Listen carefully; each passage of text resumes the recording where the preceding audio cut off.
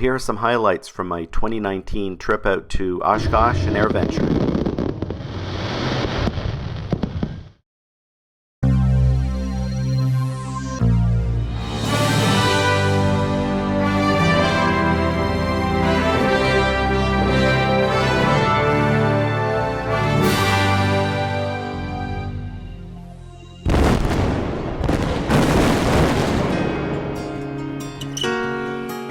Well, my flight to Oshkosh is almost always affected by weather, and this year was obviously the same. We had low ceilings along the East Coast on Friday morning, the 19th of July, which delayed me and several of us here at Sky Manor Airport at least. Well, I finally made it off the ground at Sky Manor, and I'm heading up to 6,500 feet. I'm flooded Allentown airspace yet. Adam and Jim back at Sky Manor just took off behind me. I think they're heading to the same airport in, I guess it's near Pittsburgh, northeast of Pittsburgh for fuel. And Mark Bischoff, who I'm kind of flying with, he took off a little while ago, and I'm going to meet up with him in the air up ahead, hopefully. A bit of a delay this morning, obviously. We hope to get off like at 7 a.m. and as that goes, wheels up at about 10:20, 10:15. So it'll be a bit longer of a, not a longer flight maybe, but the later arriving in Oshkosh is we will make it in all the way today. The weather in the western part of Pennsylvania and other parts of the Midwest don't look as good as we hoped earlier, but it looks like as the day goes on, it's going to be stinking hot today. Once we stay high, we'll stay cool, so I'll check in a little bit later.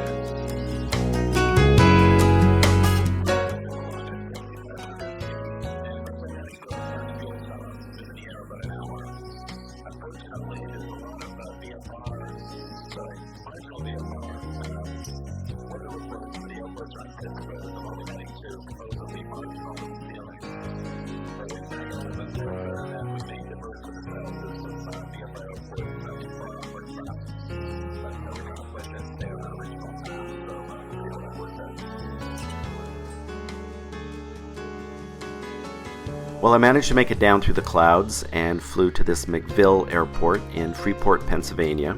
It's just outside of the 30-mile ring in the Class Bravo airspace at Pittsburgh.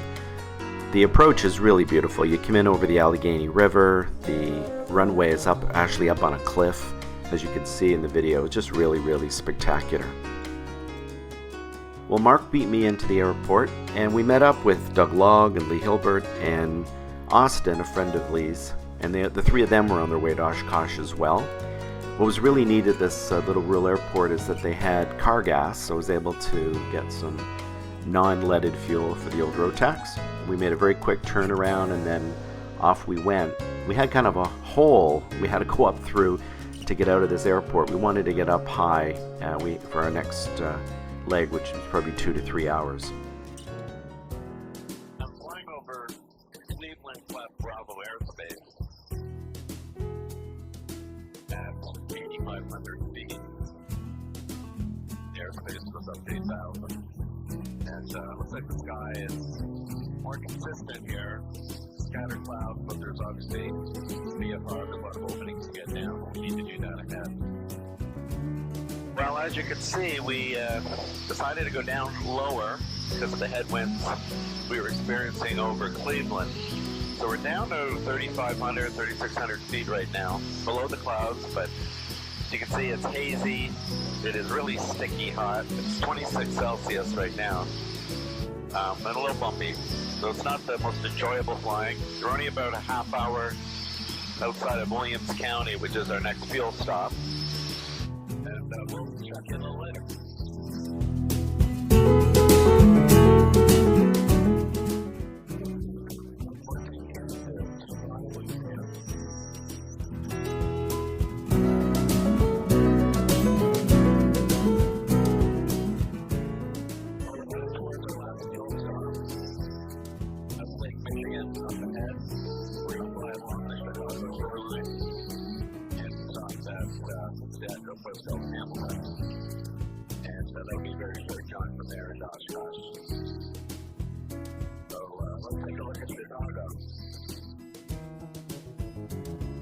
Well, it's hot, sticky, hazy, and we're staring into the sun looking at Chicago, so the videos and photos I took really don't look that great.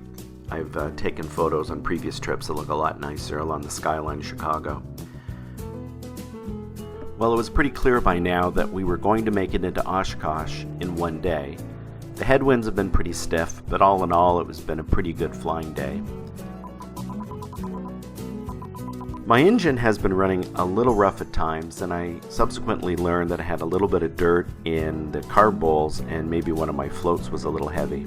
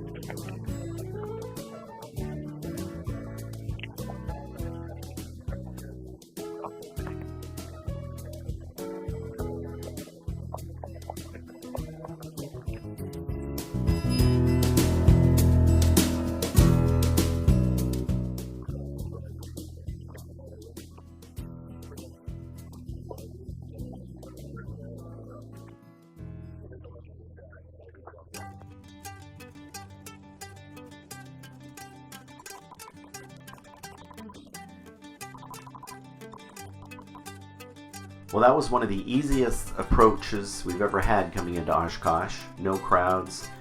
Airport was pretty quiet. It was a little after 7 o'clock when we touched down. Well, our friend Dave Farmer pulled up in his four-wheel drive, and that was our ground transportation over to where we were camping this year, which is Camp Schuler, which I had not camped in the past, but it was kind of a new experience. Mark had a new tent, which he was supposed to be able to pop up in one throw. Not exactly the case. However, the big excitement was the weather. Shortly after we got our campsite nailed down, a very serious storm pulled through the area. We were very safe in the end, but over a 24-hour period, there were 3 major storms that went through the Oshkosh area. And as you can see from the video and pictures that we took, the grounds were just soaked. The airport was closed to arrivals because the grounds were so wet they couldn't park aircraft unless you had a hard surface reservation. Campers couldn't come into the campground except for the ones that were here already. They were camped up and down the highways. People were pitching tents along the interstate. It was quite exciting for 2 or 3 days, but the rest of the week the weather was phenomenal and it did dry out. You can see from these videos though how much water accumulated on the grounds, and I think their drainage systems are really good at Oshkosh. They were able to get these grounds dried up much faster than I would have expected. We were really fortunate that Dave had his four-wheel drive Polaris. He managed to get us all over the grounds with no problems, never got stuck. In fact, we were even pulling some cars along to help them out. Well, once the weather cleared up, we decided to go to the museum for the day. We tend to put one day in the museum every trip to Oshkosh, and it never disappoints. Just an incredible collection, and on a hot day, it was really nice to get out of the sticky weather.